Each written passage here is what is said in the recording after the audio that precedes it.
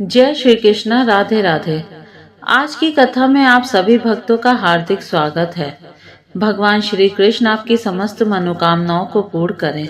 और अब भगवान श्री कृष्ण का ध्यान करके आज की पावन कथा का प्रारंभ करते हैं। नैमिषारण्य की पवित्र भूमि पर जहाँ हजारों शौनक आदि ऋषि मुनि दीर्घकालीन सत्र में लीन थे, वहाँ ज्ञान के सागर सूत जी महाराज विराजमान थे। ऋषियों के मुख पर परम कौतूहल और श्रद्धा के भाव थे। उन्होंने हाथ जोड़कर सूत जी से प्रार्थना की, हे परम ज्ञानी सूत जी, आपने 7वें अध्याय में हमें बताया कि कैसे दया निधि भगवान विष्णु दुखी और अपमानित मलमास का हाथ पकड़कर उसे गोलोक ले गए। कृपया करके हमें यह बतलाइए कि जब त्रिलोकीनाथ स्वयं उस मलिन मास के रक्षक बन गए, तब आगे क्या घटित हुआ? गोलोक में जाकर मलमास का भाग्य कैसे बदला? सूत महाराज ने ऋषियों की इस जिज्ञासा को देखकर मंद मंद मुस्कुराते हुए कहा, हे मुनियों, आप सबका कल्याण हो। ठीक यही प्रश्न एक बार देवर्षि नारद ने साक्षात भगवान नारायण से बद्रिक आश्रम में किया था। नारायण ने जो प्रामाणिक और रहस्यमयी कथा नारद जी को सुनाई, वही मैं आपको सुनाता हूँ। ध्यान पूर्वक श्रवण करें। भगवान नारायण ने देवर्षि नारद से कहा, हे नारद, जब भगवान श्री हरि विष्णु उस रोते हुए मलमास को लेकर गोलोक में परम पुरुष भगवान श्री कृष्ण के सम्मुख पहुंचे, तो करुणा सागर श्री कृष्ण ने उस दीन मास की व्यथा को समझा। प्रभु ने उसे ढांढस बंधाया और गोलोक में अपने अत्यंत समीप स्थान दिया। भगवान श्री कृष्ण ने घोषणा की, हे मलमास, अब तुम अनाथ या निंदित नहीं हो। आज से मैं तुम्हें अपना नाम देता हूँ। संसार तुम्हें मेरे ही नाम पुरुषोत्तम मास के रूप में जानेगा। जो शक्तियाँ, जो सिद्धियाँ और जो महिमा मुझमें है, वह सब आज से तुम में समाहित होगी। 12 महीनों में तुम सबसे श्रेष्ठ, दिव्य और पूजनीय कहलाओगे। जो भी मनुष्य इस मास में जप, तप, दान और व्रत करेगा, उसके कोटि कोटि जन्मों के पाप नष्ट हो जाएंगे और वह अंत में मेरे परम धाम को प्राप्त करेगा। इस प्रकार जो मास कभी तिरस्कृत था, वह नारायण की कृपा से ब्रह्मांड का सबसे पवित्र और फलदायी मास बन गया। सूत जी आगे कहते हैं, हे ऋषियों, इस गोलोक की कथा को सुनाने के बाद द्वापर युग में स्वयं भगवान श्री कृष्ण ने काम्यक वन में निवास कर रहे दुखी पांडवों को यह प्रसंग सुनाया था। वनवास के कष्टों से घिरे महाराज युधिष्ठिर, द्रौपदी और अन्य पांडवों को देखकर कर्णावतार श्री कृष्ण ने अत्यंत गंभीर स्वर में कहा, हे धर्मराज युधिष्ठिर, मुझे साफ दिखाई दे रहा है कि आपके इस घोर कष्ट का कारण क्या है। जब पूर्व काल में पुरुषोत्तम मास आया था, तब अज्ञानता, भय, शोक और वन के संकटों में फंसे होने के कारण आप लोगों ने इस पवित्र मास का आदर नहीं किया।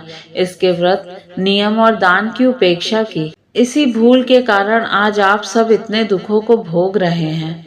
भगवान ने आगे गूढ़ दर्शन समझाते हुए कहा, मनुष्य को सदैव अपने प्रारब्ध और भाग्य पर विश्वास रखना चाहिए, क्योंकि पूर्व जन्मों के कर्मों के अनुसार ही यहाँ सुख दुख, लाभ हानि प्राप्त होते हैं। किंतु कर्मों के इस जाल से मुक्ति का मार्ग पुरुषोत्तम मास की भक्ति है।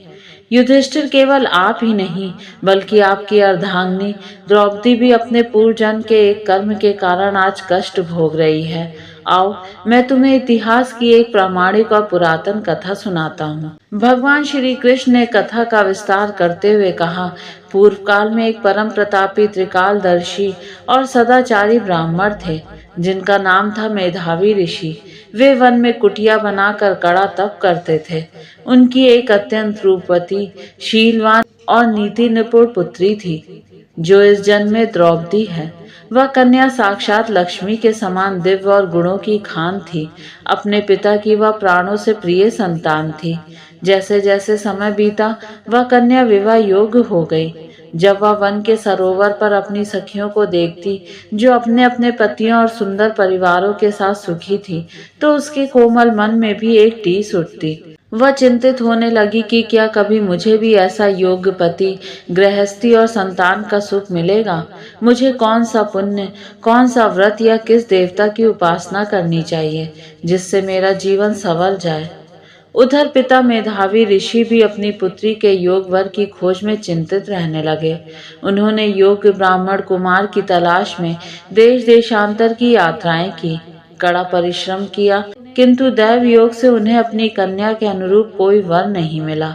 योग्य वर न मिलने की गहरी चिंता और भाग्य के क्रूर प्रभाव के कारण मेधावी ऋषि का स्वास्थ्य बिगड़ने लगा। वे एक गंभीर और असाध्य रोग से ग्रस्त हो गए। दिन प्रतिदिन ऋषि का शरीर क्षीण होता गया।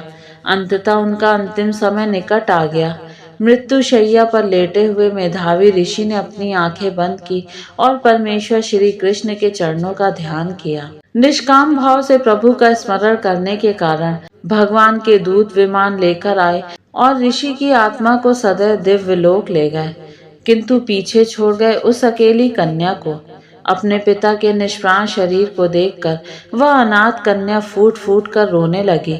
उसका हृदय विदीर्ण हो गया। उसने पिता के पार्थिव शरीर को अपनी गोद में रख लिया और विलाप करते हुए बोली, आप मुझे इस घने और हिंसक पशुओं से भरे वन में अकेली छोड़कर कहाँ चले गए? अब इस अनाथ का रक्षक कौन होगा? मुझे भोजन कौन देगा? और जब मुझे डर लगेगा तो मैं किसकी गोद में छिपूंगी? हे विधाता, तुमने मेरे भाग्य में इतना दुख क्यों लिखा? उस निर्जन वन में कन्या का वह हृदय विदारक और करुण क्रंदन गूंजने लगा। उसकी आवाज सुनकर आसपास के आश्रमों में रहने वाले दयालु मुनि और ऋषि कुमार वहां दौड़े चले आए। वहां पहुंचकर मुनियों ने देखा कि मेधावी ऋषि के प्राण पखेरु उड़ चुके हैं और उनकी कन्या शोक के सागर में डूबी हुई है। ऋषियों ने उस कन्या को ढांढस बंधाया, वेदों के ज्ञान से उसके शोक को शांत करने का प्रयास किया और कहा, पुत्री, संसार का यही नियम है, जो आया है उसे जाना ही होगा, धीरज धरो। इसके बाद मुनियों ने शास्त्रोक्त विधि विधान के साथ मेधावी ऋषि का अंतिम संस्कार संपन्न किया। अंजलि भर का तर्पण किया गया। जब सारे कृत्य पूरे हो गए तो ऋषि मुनि उस कन्या को समझा बुझाकर अपने अपने आश्रमों को लौट गए। अब वह कन्या उस सूनी कुटिया में पूर्णतः अकेली रह गई। पिता के वियोग की अग्नि उसे भीतर ही भीतर जलाने लगी। उसकी स्थिति उस बछड़े की तरह हो गई थी जो अपनी माँ से बिछड़कर व्याकुल होकर यहाँ वहाँ भटकता है। शोक के कारण उसने अन्न जल त्याग दिया। न उसे दिन में चैन था, न रात में निद्रा। सूत जी बोले, हे शौनक आदि ऋषियों, इस प्रकार पुरुषोत्तम मास महात्म्य के 8वें अध्याय में द्रौपदी के पूर्व जन्म की इस अत्यंत करुण कथा का आरंभ होता है। इस कथा से यह स्पष्ट होता है कि मनुष्य को मिलने वाले वर्तमान दुख अनायास नहीं मिलते। उनके पीछे पूर्व जन्मों के अनजाने कर्म और भगवत कृपा की उपेक्षा होती है। आगे के अध्याय में आप सुनेंगे कि कैसे इस अकेली कन्या की भेंट दुर्वासा ऋषि से होती है और कैसे पुरुषोत्तम मास का अनादर करने के कारण इसे कष्ट भुगतना पड़ता है। यह अध्याय हमें सिखाता है कि जीवन में चाहे कितनी भी विपत्ति आए, ईश्वर के विधान पर अविश्वास नहीं करना चाहिए।